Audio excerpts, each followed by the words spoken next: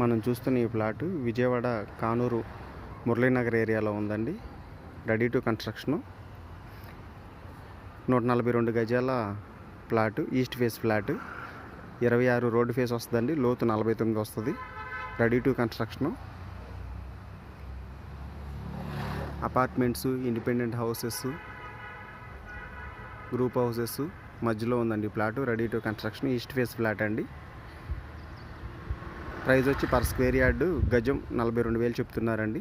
Rate కొద్దిగా మాట్లాడుకోవచ్చు. CC road ఉందండి. ఈ ప్లాట్ ముందల సీసీ రోడ్డు ఉంది.